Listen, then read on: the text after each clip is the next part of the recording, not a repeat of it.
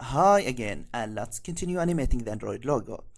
So if you take a look at the timeline window here, you will find that the length of the video is by default 5 seconds. And we don't know, maybe it will be, our video, maybe it will be 7 seconds, 10 seconds. Of course it will not be like that, but maybe. So what I recommend is to make the length more, just in case you did need more time in order to finish your project. And because it will be harder to change that later. So all what you need to do is to drag the end of the clip like that. And by doing that, the length of the video will increase. And you can see it will be about 8 seconds. So make the same thing for the rest of the layers. And now we are ready to go and work. So the first thing we will animate is the body. So this is the body. And we will make the body above all layers. So just click and drag it above the head. Now the body is the first layer, and in order to animating, I need to convert it to a smart object.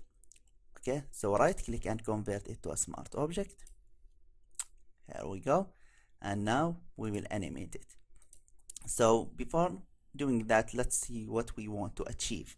So you can see the video will start with a green color, which will be the body of the Android. So you can see at that time nothing will happen, then the body will come like that and bounce. And this is what we will do in this lecture. So let's get back to our work and zoom in the timeline until you see the 10 and 5 frames, which is less than 1 second. Okay, then add a transform keyframe at the beginning here, and another one at 10 frames, then another one at 20 frames. Okay, and in order to work easily, just hide all other layers. So right click at the eye and choose show and hide all others, and you can unhide the background if you want.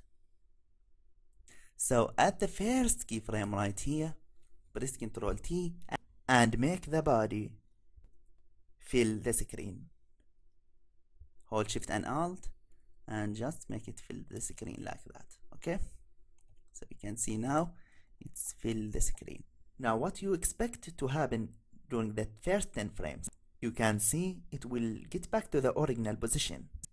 So during that time the size will change and it will get back to the original one, but we want it to remain there without animating. So to do that, right click at the first keyframe and choose copy. Then at the second keyframe, paste it. Now you can see between those two keyframes nothing will happen because the two keyframes have the same properties, and we will start animating it after that.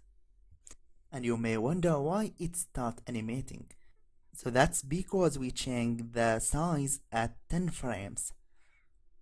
So it will by default get back to the first size, which is the original size. And between those two keyframes, let's add the rotation animation. To rotate it, add a keyframe here and press Ctrl T in your keyboard to enable transform options, and right here make the angle 180. So what will happen is between this keyframe and this keyframe, it will rotate to 180. Then again between this keyframe and this keyframe, it will rotate 180 degrees. Okay, because this have the original properties of the shape. Fantastic, now we have this animation. Now let's add the bouncing effects, which is something very easy to do. All what you need to do is to add another keyframe after 5 frames right here. Okay, and what I will do is just change this keyframe 10. So you can see now the 10 and 25 frames had the same properties.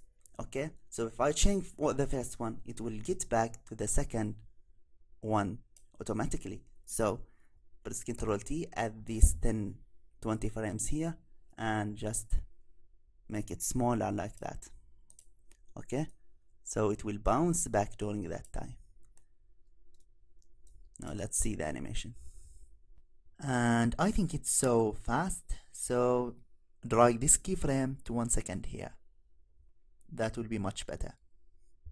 Okay, and you can add a keyframe here and drag that keyframe back to add the physics effects.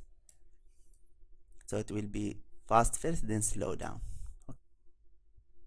So this is our first animation, the body animation. In the next lecture, we will animate the legs and hands. So hang tight. Thank you for watching this and see you there.